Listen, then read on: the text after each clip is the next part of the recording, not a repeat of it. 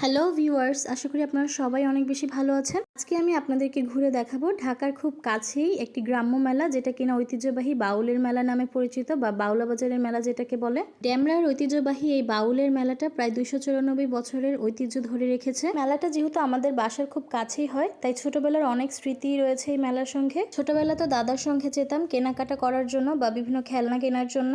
এখন অবশ্য আমার বাচ্চারা যায় ওর নানা ও মামাদের সাথে। কথিত আছে প্রায় 30টি গ্রামের মানুষের একমাত্র বাউল আশ্রম হচ্ছে এটি, আর এই আশ্রমকে ঘিরেই মেলা বসে। এর জন্যই এর নাম হচ্ছে বাউলের মেলা বা বাউলা বাজারের মেলা। কথিত আছে আশপাশের গ্রাম মিলিয়ে প্রায় লাখখানেক মানুষের সমাগম হয় এই মেলাতে। এই আশ্রমে অর্থাৎ এই মেলাতে কিন্তু দেশ বিদেশ থেকে বিভিন্ন বাউল শিল্পীরা আসে, বিভিন্ন সঙ্গীত পরিবেশন করে। প্রায় 1 থেকে 2 সপ্তাহ পর্যন্ত এই মেলাটা এখানে স্থায়ী হয়। এই মেলার প্রধান আকর্ষণ হচ্ছে মৃৎশিল্প, কাঠ, বাঁশ ও মাটির তৈরি বিভিন্ন কুটির শিল্পের পণ্য। এছাড়াও ইলেকট্রনিক সামগ্রী ও মিষ্টির দোকান সহ মিঠাইয়ের দোকান, মুড়ি মুরগি সহ অনেক ধরনের মিষ্টি পাওয়া যায় এই মেলাতে। এছাড়াও গৃহস্থালী এমন কোনো পণ্য নেই যেটা এই মেলাতে পাওয়া যায় না। এছাড়াও নাগরদোলা ও নৌকা সহ বিভিন্ন খেলনার রাইডস, বিনোদনমূলক নানা ব্যবস্থাপনার আকর্ষণ রয়েছে এই মেলায়। এতক্ষণ তো মেলা সম্পর্কিত তথ্য বললাম, এবার চলুন আমার অভিজ্ঞতা শেয়ার করি। যতটুকু আমি শুনেছি আমার দাদার মুখে, উনি যখন ছোট ছিলেন তখনও এই মেলাটা বসতো, তবে সেটা অনেক বৃহৎ আকারে।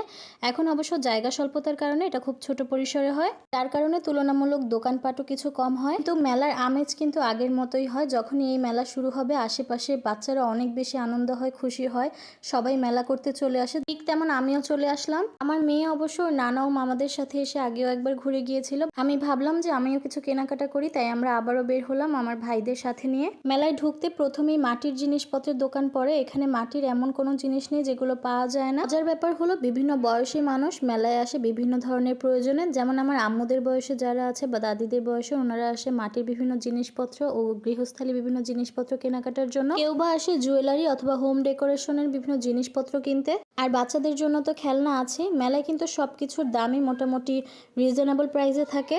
এই মেলাতে কিন্তু অনেক ধরনের আচার পাওয়া যায়। আর মেলায় আমার ছোটবেলা থেকে একটা পছন্দের খাবার আছে, সেটা হচ্ছে এই চিংড়ি মাছের মাথাগুলো ভেজে দেয়। এটা অনেক বেশি পছন্দের আমার। এবারের মেলায় একটা স্টল চোখে পড়লো, যেটা এর আগে আমি খুব কমই দেখেছি। সিরামিক্সের বিভিন্ন প্লেট বা বাটি খুবই রিজনেবল প্রাইসে বিক্রি করছে। আর কালেকশনগুলো খুব সুন্দর। আমি এই যে এখানে বাচ্চাদের ক্লিপ বা চুড়ি দেখতে পাচ্ছেন, এগুলোর প্রাইসও কিন্তু খুবই রিজনেবল ছিল।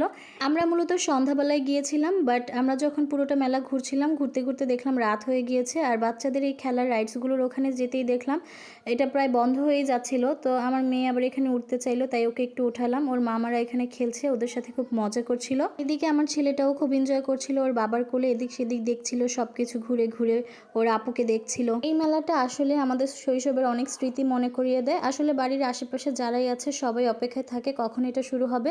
মূলত অপেক্ষাটা হয় আসলে কেনাকাটার জন্যই, কারণ এই মেলাতে সবকিছুই প্রায় পাওয়া যায় আর সবকিছুর প্রাইসই খুবই রিজনেবল। ভিডিওটি ভালো লাগলে কমেন্ট করে জানাবেন, আর এরকম আরও ভিডিও চাইলে ফলো দিয়ে লাইক করে পাশে থাকবেন। আল্লাহ হাফেজ।